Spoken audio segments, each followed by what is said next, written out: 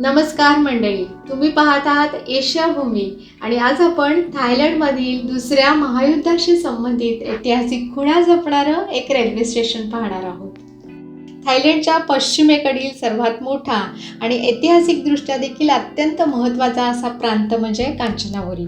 थायलंडची जी राजधानी आहे बँकॉक, तिथून इथे येताना आम्ही बाय रोड आलो होतो, पण आता परत जाताना रेल्वे मार्गाने जाणार आहोत, जेणेकरून आपल्याला हे जे स्टेशन आहे ते पाहता येणार आहे. तुम्ही बघू शकता की इथे काही विदेशी पर्यटक आहेत, ते उतरलेले आहेत आणि ते ज्या गाडीतून उतरलेले आहेत त्याला इथे थायलंडमध्ये सॉंगथेव असं म्हणतात. आणि थायलंडमध्ये कुठेही जर आपल्याला फिरायचं असेल तर हे बेस्ट ऑप्शन आहे. हात दाखवला की ही सॉंगथेव थांबते आणि बेल दाबली की आपल्याला हवं तिथे आपण उतरू शकतो. या सॉंगथेवचे तिकिटाचे रेट अगदी कमी असतात.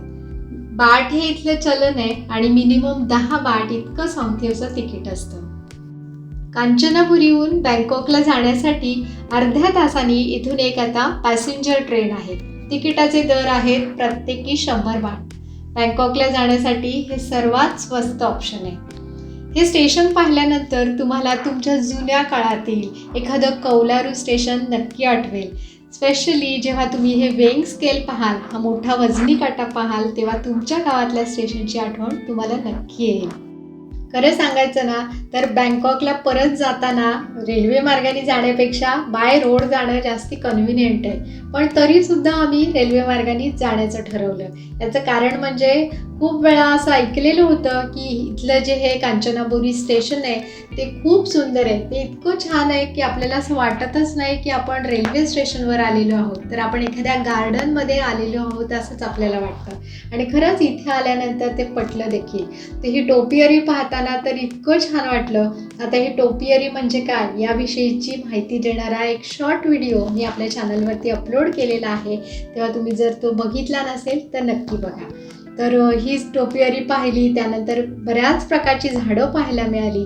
तर हे स्टेशन पाहणं हाच एक मुख्य उद्देश होता.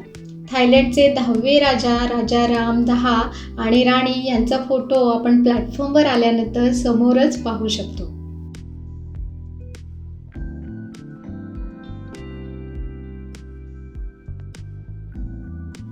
या स्टेशनवर आल्यानंतर आपलं सगळ्यात पहिलं लक्ष जातं ते या बैठ्या प्लॅटफॉर्मकडे आणि आपल्याला जाणवतं की ऐतिहासिक खुणा जपणारं हे ठिकाण आहे. तुम्ही डेथ रेल्वेचा व्हिडिओ पाहिलेला आहे का? पाहिला नसाल तर लिंक डिस्क्रिप्शन बॉक्समध्ये आहे, तो व्हिडिओ नक्की बघा. इथे असलेली ही पितळी बेल, विंटेज म्हणतो ना जपण्याला, तर ह्या सगळ्या खुणा इतक्या छान जपल्यात त्यांनी आणि खरंच इतकं मस्त वाटतं मंडळी. इथे बघा, आता हे अधीक्षकांचं केबिन आहे आणि त्याच्या बाहेर लावलेली सुंदर झाडं. संपूर्ण प्लॅटफॉर्मवर अशी विविध प्रकारची झाडं आपल्याला पाहता येतात. म्हणजे ग्रीनरी आणि तो विंटेज लुक, किती छान कॉम्बिनेशन आहे हे. हेज बघा, म्हणजे ज्याला आपण कुंपण म्हणतो, ते किती छान केलं आहे आणि तेवढंच सुंदर अगदी जतनसुद्धा त्याचं केलेलं आहे. तुम्ही जर प्लांट लवर असाल ना तर ट्रेन येईपर्यंत फक्त अर्धा तासच काय तर कितीही वेळ या प्लॅटफॉर्मवर बसू शकता. म्हणजे बघा ना, इतक्या विविध प्रकारचे प्लांट्स पाहायला मिळतात. आता हे जे लालसर पानाचं दिसतं ना ते टी प्लांट आहे किंवा ह्याला गुडलक प्लांट असंही म्हणतात. बाजूचं जे आहे ते थाय ड्रेसिना किंवा त्याला ड्रॅगन ट्री असंही म्हणतात. हे गोलाकार जे दिसतं ना ते फायकसची व्हरायटी आहे. जागोजागी फुललेली बोगनवेल आपल्याला दिसते आणि पॅगोडा टाईप ही जी सिटिंग अरेंजमेंट आहे ना, तिथे आपण कितीही वेळ बसू शकतो. भर दुपारच्या रणरणत्या उन्हात पक्ष्यांचा गोड किलबिलाट आणि निसर्गाचं संगीत आपण ज्याला म्हणतो त्या कोकिळेचं गाणं ऐकू येत आहे.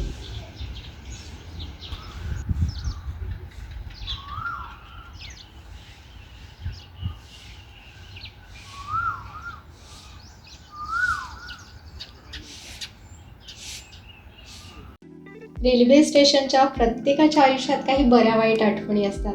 माझ्यासाठी रेल्वे स्टेशन म्हणजे माझं गावचं जे घर आहे तर तिथपासनं अगदी 5च मिनिटाच्या अंतरावर असलेलं छोटंसं रेल्वे स्टेशन, जिथे मी रोज संध्याकाळी माझ्या आजोबांबरोबर फिरायला जायचे. फिरून झालं की मग तिथल्याच एखाद्या बेंचवर बसायचं आणि भरपूर गप्पा मारायच्या. खूप गोड आठवणी आहेत त्या सगळ्या. तुमच्या आयुष्यात देखील आहेत का अशा काही गोड आठवणी? असतील तर नक्की शेअर करा. स्वच्छ मोकळं निळं आभाळ किती सुंदर दिसतंय.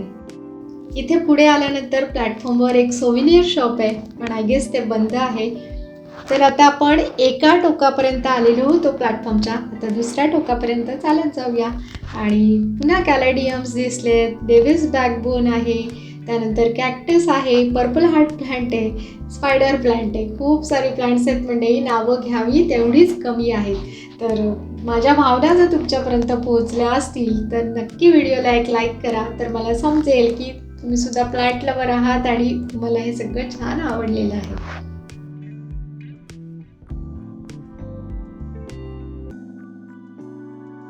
खूप प्रशस्त आणि तितकंच स्वच्छ असणारं असं हे वॉशरूम या प्लॅटफॉर्मवरती आहे.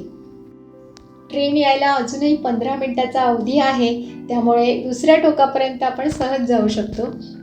इथे जाताना सतत लक्ष वेधून घेते, खुणावते ते निळं आभाळ.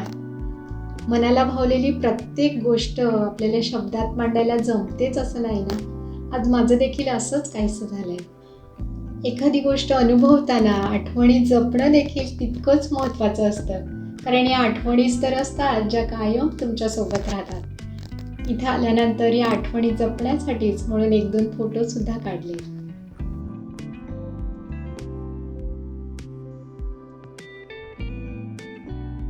आपल्याला पाण्याची बॉटल, चिप्स किंवा कोल्ड्रिंक वगैरे घ्यायचं असेल तर इथे प्लॅटफॉर्मवर एक स्टॉल आहे जिथे आपण हे सगळं काही घेऊ शकतो. ผู้โดยสารที่มีตั๋วใช้ในการโดยสารมาที่เรียบร้อยนำสิ่งของและสัมภาระของท่านเราการโดยสารได้ชั้นจราจรที่ 1 ครับ आता ही अनाउन्समेंट ऐकून तुम्हाला असं वाटलं असेल की ट्रेन विषयीची अनाउन्समेंट आहे, पण नाही. झालं असं की आम्ही ज्या बेंचवरती बसलेलो होतो तिथे कोणाचं तरी तिकीट पडलेलं होतं, ते काउंटरवर नेऊन दिलं. तर तीच अनाउन्समेंट आता होते की कोणाचं तरी जे तिकीट हरवलेलं आहे ते आम्हाला सापडलेलं आहे, तर इथे येऊन ते घेऊन जा. थाय ही टोनल लँग्वेज आहे, त्यामुळे पहिल्यांदाच थाय ऐकल्यानंतर तुम्हाला ही भाषा कशी वाटली नक्की कळवा. चढण्यासाठी तशी बरीच गर्दी आहे, पण मुंबई लोकलमध्ये जर प्रवास करण्याची सवय असेल तर ह्या गर्दीचं आपल्याला काहीच वाटत नाही.